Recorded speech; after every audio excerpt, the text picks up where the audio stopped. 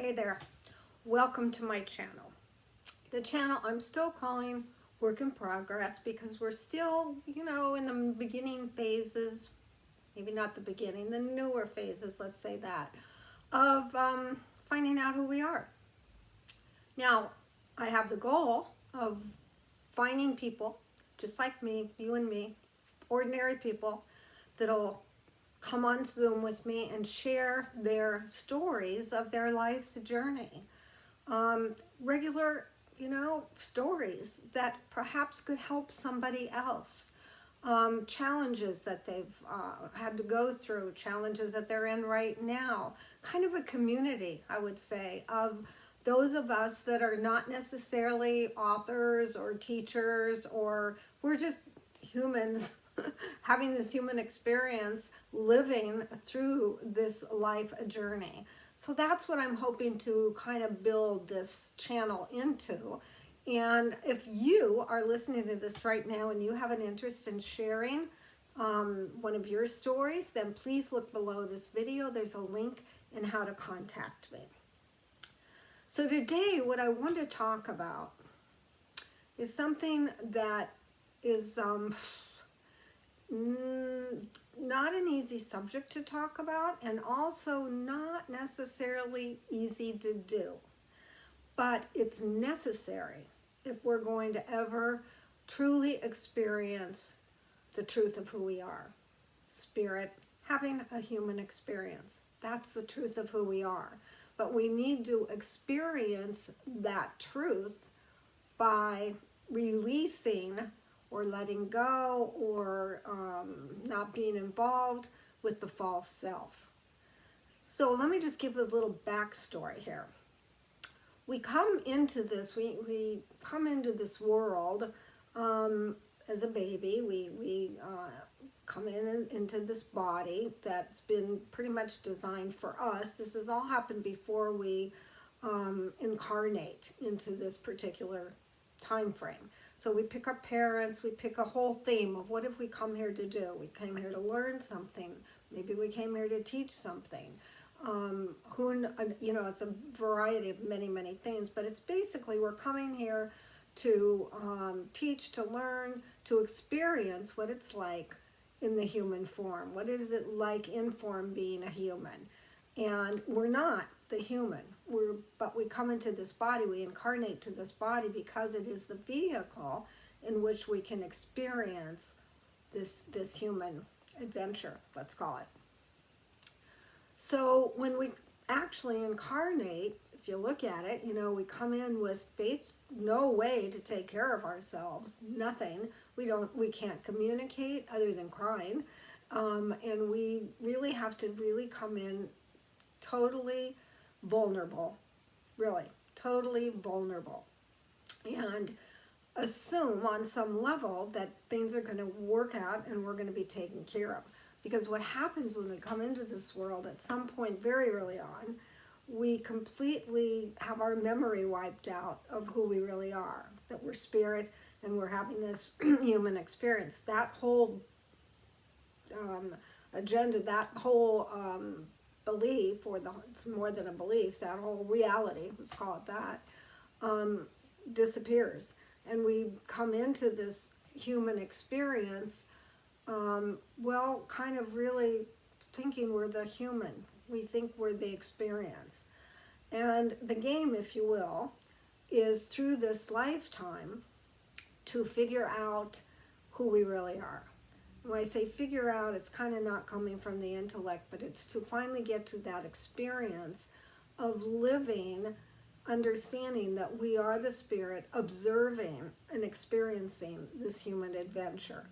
And whatever that adventure is, has already been pretty much planned out, including having an exit period, or some people believe we have several times that we could exit, so we can possibly decide to not exit at that particular time. There's kind of a variety of ideas on that, but basically we have a beginning, a middle, and an end in our lives is how I like to look at it. So I think one of the most difficult lessons in this human experience, this human adventure, is to learn about control, meaning learn, understand, and experience that we actually don't have control. Just like the moment we entered from the womb into this world of form, we didn't start with control, we've never had control, we never will have control. However, we think we have this experience of being in control. One of the things that I spoke about in one of my videos, kind of on the same subject, was Alcoholics Anonymous, and how the founder of that group just realized that alcoholism, it's a disease, but that you couldn't talk yourself out of it, you couldn't control to make sure that you no longer will have this connection, this what do we want to call it, this desire that just won't go away for alcohol. You're addicted, you know. But how do you move through that? It's a disease. What he finally discovered, which was an amazing discovery and has been around for I don't even know now how many years, many years, is that you had to turn over your control to higher self, to source, to the divine energy, whatever you call it, whatever way that you look at it. That is the way that alcoholics have been able to overcome, or at least, maybe it's not overcome, but be able to live with this disease. I think that's it. To live with the disease is to realize they are not and cannot be in control of no longer being an alcoholic. They can't speak in a way of positive thinking, you know, affirmations. I'm not an alcoholic. I'm not an alcoholic. No, none of that works. Well, just like alcoholism, the entire spectrum of our life, our journey, is exactly like that. We, meaning this entity, if you want to call it that, this game that's going on, there's nobody in control here. We are not in control. This has all been programmed, and it's happening through this vehicle, the body, and we as spirit are having this experience through observing the experience. We're not the experience. We're just observing the experience.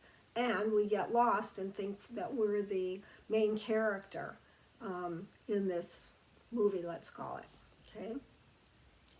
So this is just kind of a way to start to understand it. You may or may not agree with this, I don't know, but regardless, the main thing is just to understand we're not in control.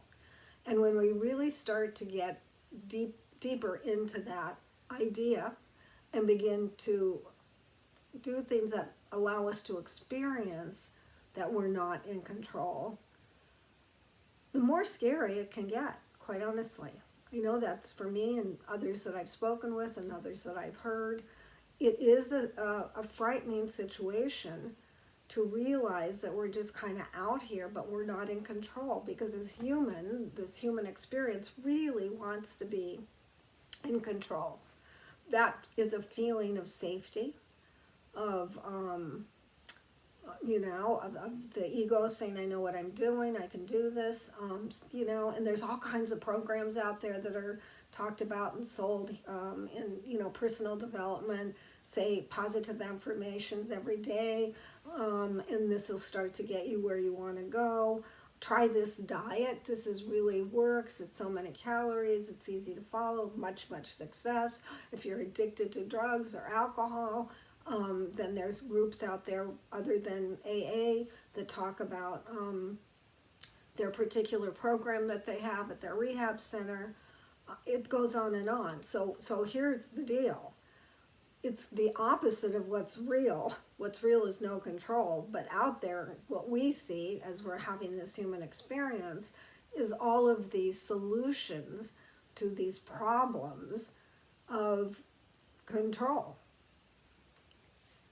it isn't the easiest thing to grasp, because you can't do it through your intellect. You can't. You have to get through this, do this through the inner world. And when you feel you're not in control, the sense of being so vulnerable is very, very challenging to kind of process it through the system, to process it in a way that you can finally come to terms with allowing the understanding of we're not in control without going off the deep end and freaking out, etc. Now, there's a script that we came in with, so that's the game that's going on. That's what's happening. And that happens through our higher self or source or spirit, whatever you want to call it, coming through this vehicle called the body, and this thing is being played out. Even the other characters in our story, the people that we meet throughout our lifetime, all that's been planned before we got here. Now there's the question of, do we have any free will to sometimes shift or change things?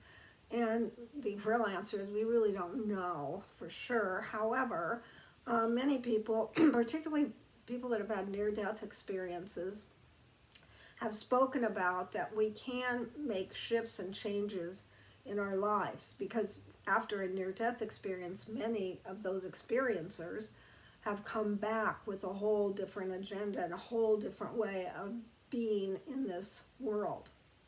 So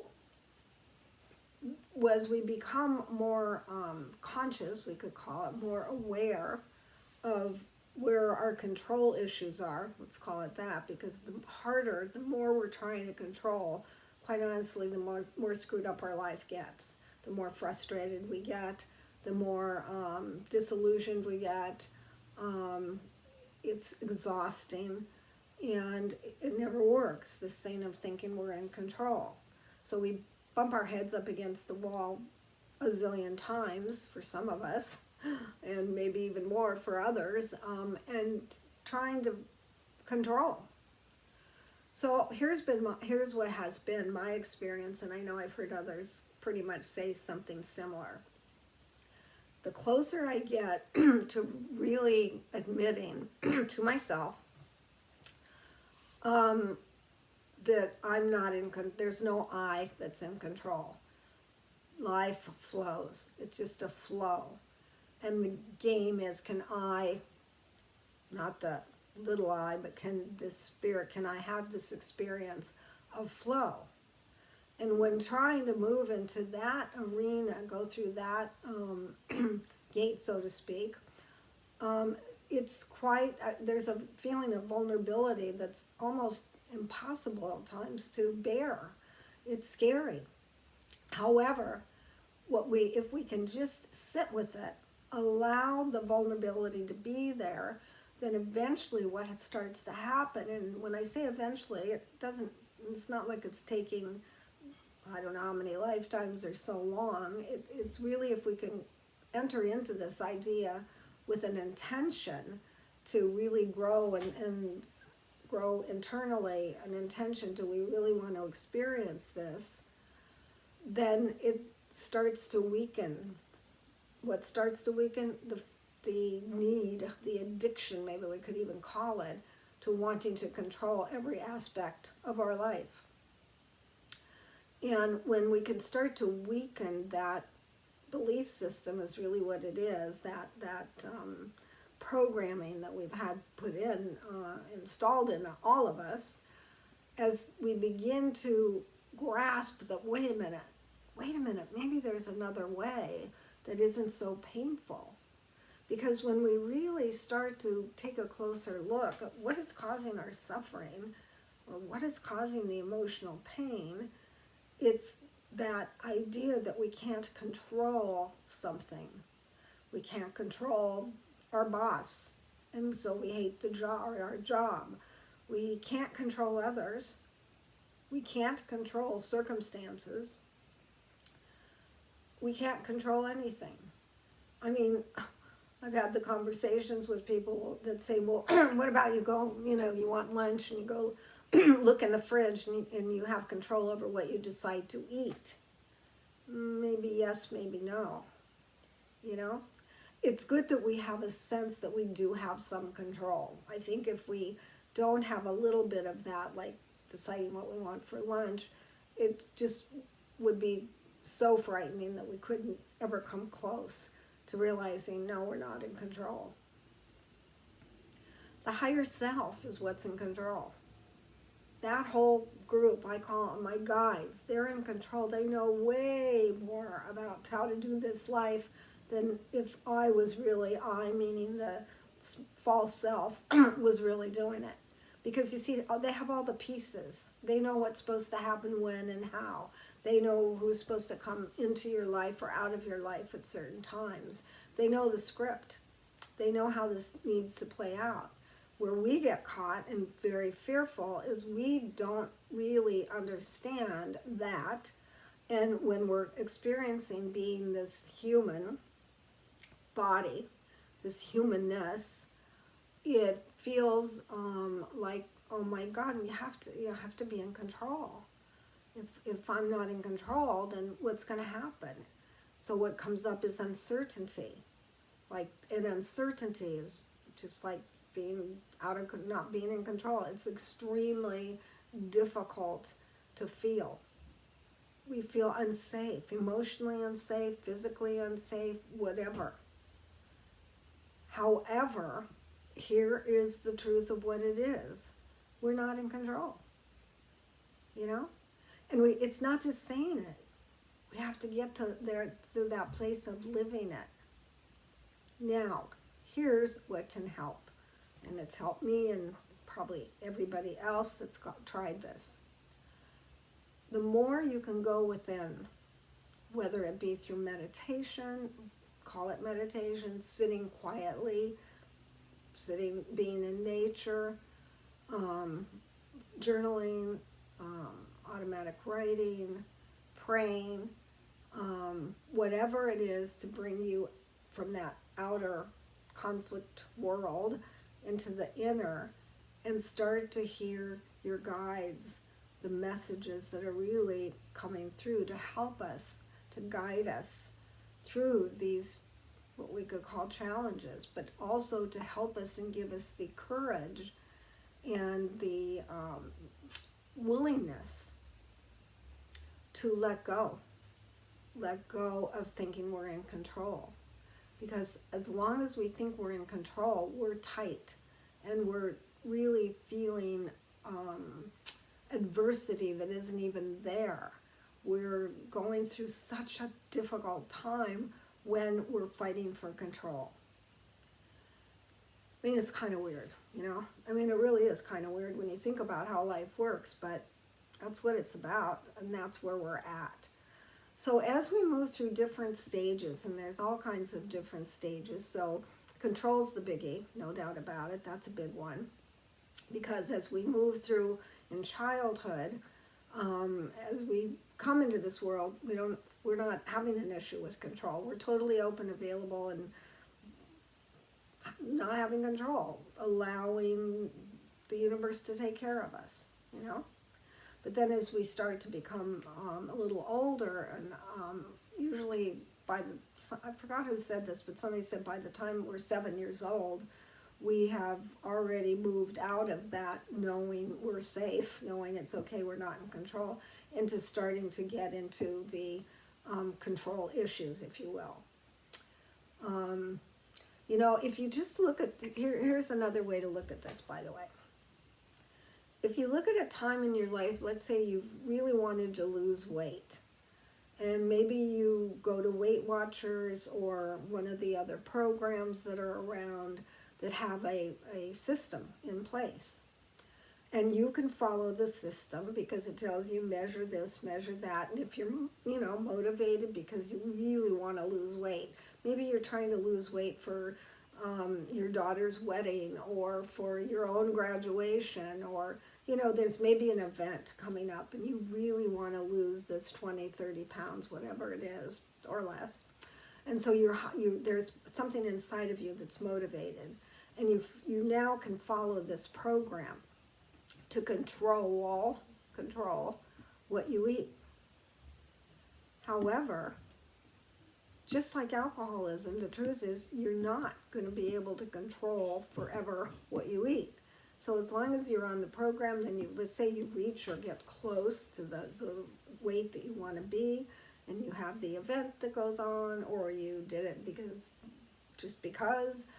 little by little, you start to fall back into your eating habits that you had before that put on the weight. It's so typical. We're not in control. But with a weight situation, let's say, if you could do the same thing that the Alcoholic Anonymous does, where you say each day, take each day, I think it is, and know that your higher self, your spirit, the hidden guides are the ones that will actually allow this body to lose weight. You know? So anytime you look at what is it that you're trying to succeed at, I mean, it could be when you're in college and you decide you want a certain career. Well, you're going through all of these different whatever is required of classes. So you're learning from the intellect and you're doing all these things and you think you're in control and you think you're studying for your exams and you're pushing to get through those exams, and sometimes you do and sometimes you don't. And, you know, everybody's story is a little different of how they succeeded or didn't succeed in college, what they were interested in, what they were not. You know, you hear the stories often about like medical students. They've wanted to be a doctor forever, and then when they actually get into medical school, something clicks and they go, this isn't really what I want to be. Now, they can try to control that and say, no, I've spent the money, my parents spent the money, they expect me to be a doctor, I have to stay. So you start to exert what you think is in control. But in most cases, it just doesn't work. In fact, in all cases, it won't work, but you have to go through whatever the trauma drama around that is to exactly find out how to get on a path that's correct for you. So, you know, we can come up with all these kinds of examples, and you can do this for yourself, of where trying to exert control over something, it doesn't work. It doesn't work in the short term and it doesn't work in the long term, but we can fool ourselves sometimes into thinking it is working, right? You know, if it's something more simple maybe, like, I don't know what to say, like I want to grow my hair long, and so I have control over that because I won't get it cut, right? And so maybe I have control over for whatever time, and then at some point I may cut my hair or get my hair cut, you know? So little things can feel that way. You could, or when you're on a certain diet, you feel like you're in control, as I've talked about. So there's stepping stones, if you wish, one would want to think of it that way, or little pieces of the puzzle of letting go of control. So it's a step-by-step, it's a desire and a intention to realize that the control thing, when we think we're in control, we just suffer. It causes a lot of anxiety, it causes a lot of suffering. When we think we can control others, wow, that's even more frustrating, right? Because we can't control others. So it comes down to that word called surrender, accepting. And a lot of people confuse the idea of surrendering and accepting like becoming a doormat, like, not having any kind of say-so out there, etc. But it's a doormat feeling. It's like you're not really, I don't know, you're not in control. How about that? But it's looked at as a weakness, right? It's not a weakness. It's quite the opposite of being weak. It's a peace that can come over you, a peace that you can live with, peace of mind, when you actually understand we're not in control, and quit pushing the control. Surrender. That's it. And accept.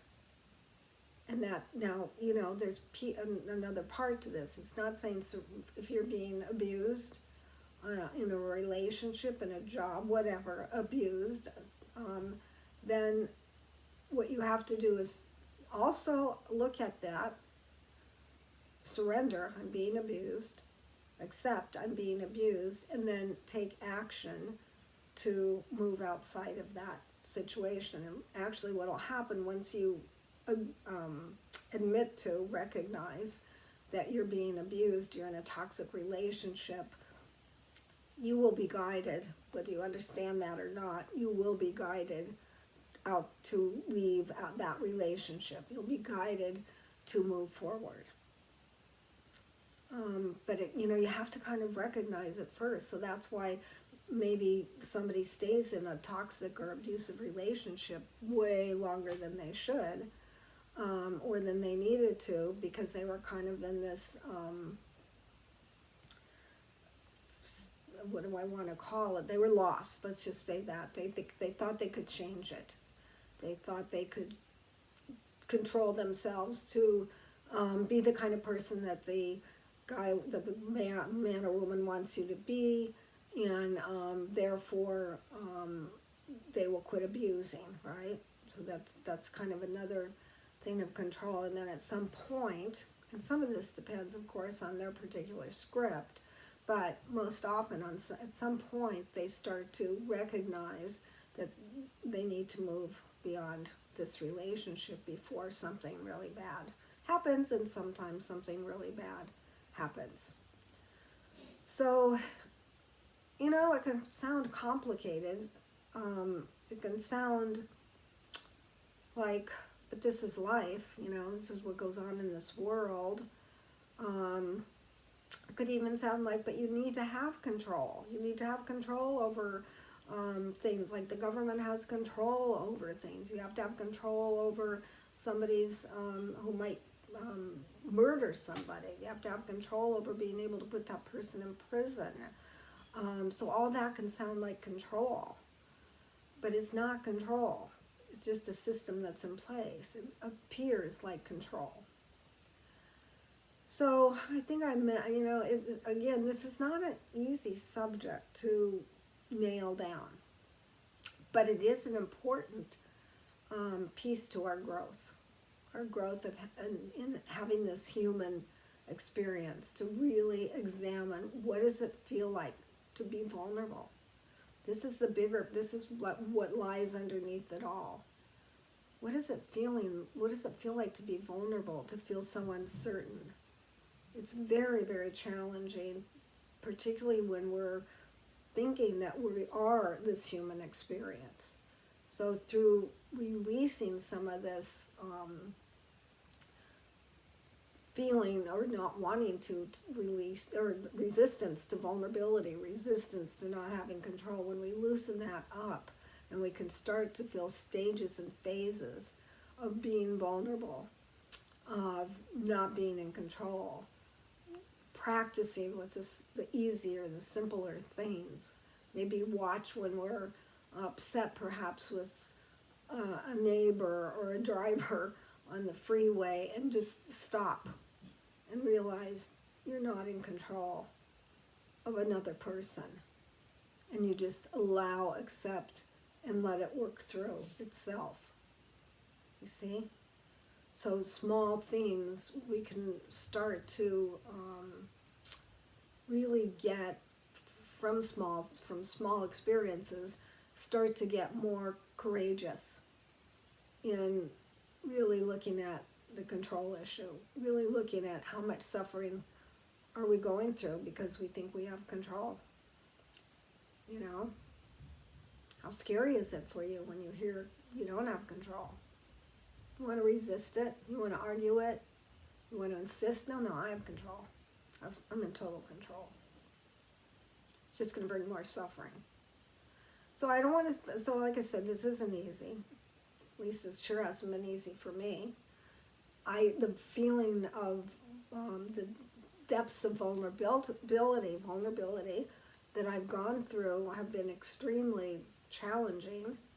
Yet, as I've allowed myself to go through and feel the sense of being vulnerable, the discomfort around that, and then if I can stay with that, to begin then to experience the weakening of that feeling, the more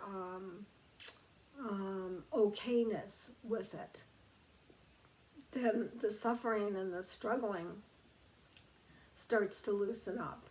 So you begin to kind of go through a phase of going all the way deep, deep, deep down, and then back up to a balanced, accepting kind of place. So I don't know, one, if this made sense. I hope it did. And if it did, well, I hope I helped somebody, by just talking about this. Perhaps you're in a phase right now of feeling in control, but really not experiencing that you are in control because things aren't working like you thought they should or could. And maybe you're feeling a tremendous sense of vulnerability, uncertainty, and you're really, really uncomfortable with it, but you're kind of stuck in the loop of, thinking you're in control. So this is food for thought at this point. That you can take in, and you can start to become aware of it if you resonate with this. You can start to ask your guides to help you, to give you some ideas of how you could release some control through meditation, through journaling, writing. Maybe there's a certain book that you'll find that'll find you, that will help, or somebody says something. It comes in so many different ways, and it's kind of through synchronicity oftentimes. But what you want to do is become available and make it an intention that you're willing and wanting to release this thing of control, and then allow it to process, and it's like you can't want it so bad that you're strangling it.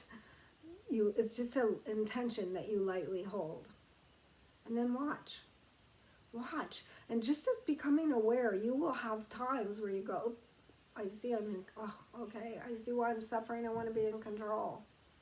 You'll just have these insights, they'll just come up like boom. It's just getting the awareness is part of it. So with that said, I think that's it about control, And what I'd like to say is not trying to control. If you like this video, please click like and subscribe if you're resonating with it. I'd love to have you subscribe and leave a comment. That would be wonderful if you would leave a comment. And don't forget that I'm really hoping to find some people out there like you that would be open and willing to have a conversation on Zoom about your life stories, your life's journey, what some of the stories are, so that you can share with others, so that we come together during this really challenging time of this human evolution that we're going through, to help one another and just begin to see how we're much more alike than not alike, and that the 8 billion of us can kind of come together in a whole different way of experiencing this human journey, because I think really that's where we're headed. So in the meantime, please take care of yourself. Enjoy what you're doing. At the same time, become aware of the things that are maybe just not working well for you, or things that you want to change but just haven't really looked into it. When I say change, that's not control, but just that you want to lift something to a more fulfilling level. And what is it going to take? Maybe it's going to take this whole thing of letting go of control. Try different ideas, try different ways if this makes sense to you. So in the meantime, like I said, take care. And until next time, and here's what's interesting. Do I have control over clicking this thing off? Because you see me click on my videos and it doesn't. So I guess I'm not in control, right? But I'm going to go ahead and click and we'll see what happens. See you next time.